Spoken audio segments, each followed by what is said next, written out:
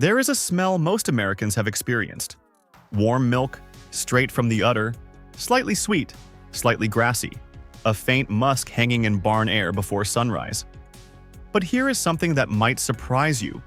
The raw milk people fight over is not untouched milk. Before it reaches a glass, it has already moved through a milking machine, stainless steel lines, a chilled tank, a bottle, and a bacterial test. The fight is not over whether the milk is handled.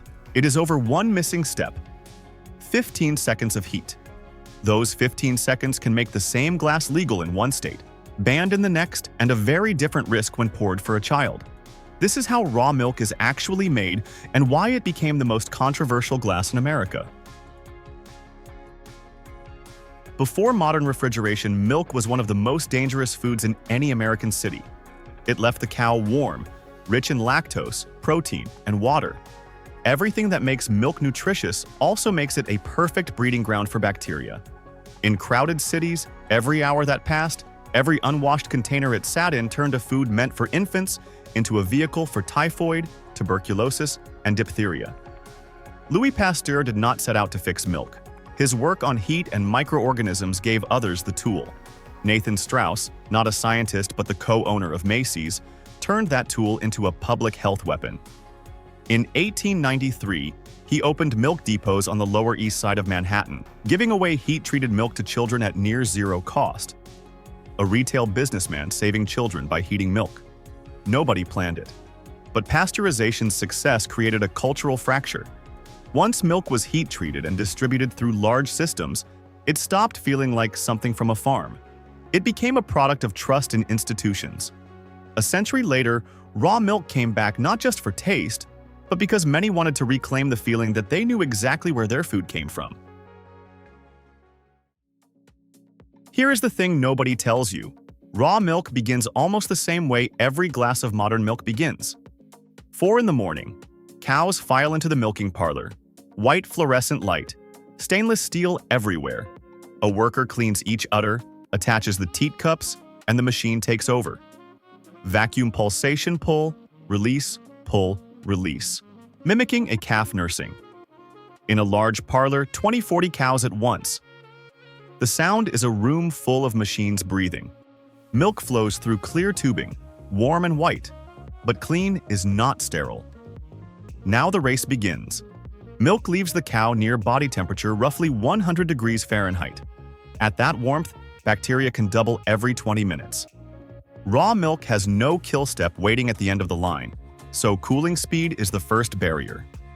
A plate chiller, stainless steel plates with cold water running on one side and warm milk on the other, pulls the temperature below 40 degrees as fast as the system allows.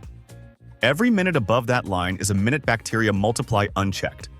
The pasteurized milk ordinance says milk must reach 38 degrees within 2 hours. Raw milk farms that care push for half that time. Then comes the filter. An inline filter sock catches what the eye can see: hair, dust, skin flakes. After one milking session, that sock is damp, brown-tinged, sticky. But E. coli, Salmonella, Listeria, Campylobacter, the organisms that cause illness, are thousands of times smaller than the mesh. They pass straight through. No filter on Earth catches a bacterium that is 1 micron wide. The milk enters the bulk tank. Stainless steel, a slow paddle turning, refrigeration running non-stop. Inside, the milk looks pristine white, smooth, spinning like liquid cream. But visual cleanliness is not microbiological safety. Cold buys time. It does not reset the clock. Some farms test bacterial count, coliform levels, somatic cell count, pathogen screening. A state program may require it. A careful farmer may insist on it.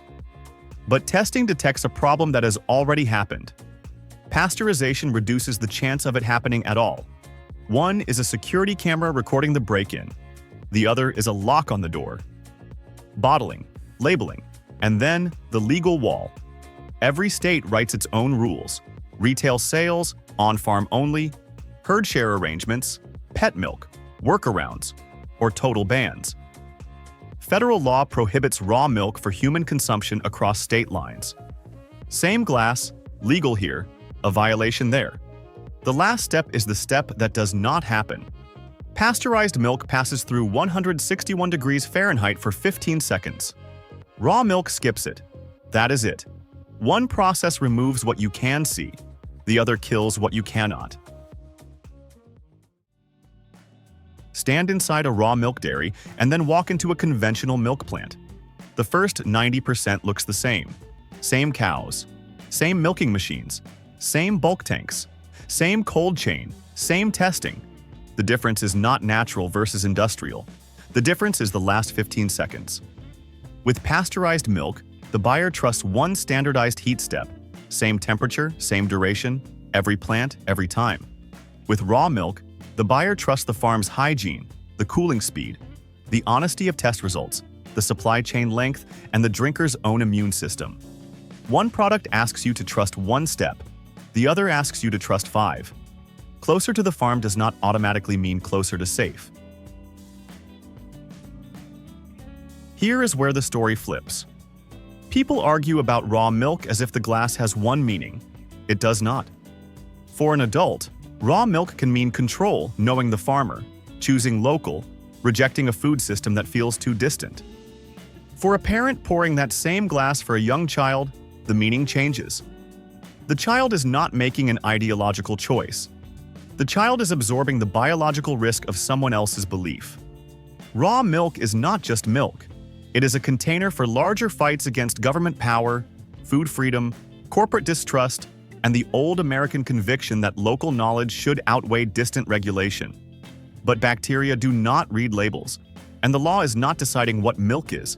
It is deciding who gets to accept risk and who gets exposed without understanding it. Some people drink raw milk their entire lives and never get sick. Some get seriously ill after a single glass. Both are true. The difference is not belief, it is context. Who is drinking this glass? If you are a healthy adult, you are accepting a real but low risk. If you are pouring for a child under 5, for an elderly parent, for someone pregnant or immunocompromised, the FDA is direct. These are the highest risk groups. The choice you make for yourself is not the same choice you make for them. Does the farm publish test results? If the answer is no, or if the answer is trust, you are replacing data with faith. Trust is not a food safety plan. And why are you buying it? For taste? Because you believe it is healthier? Or as a political stance? 3 reasons. 3 levels of risk. Only one has anything to do with microbiology. The real choice is not natural versus processed. It is whether you want your safety to depend on a person, a farm, a cold chain, and a test, or on all of those things plus 15 seconds of heat. That smell is still there. Warm, slightly sweet, slightly grassy. But the most important part of milk has no smell at all. That is the process. We reveal how things actually work, one story at a time. If there is something you would like us to explore next, let us know. Until then, trust the process.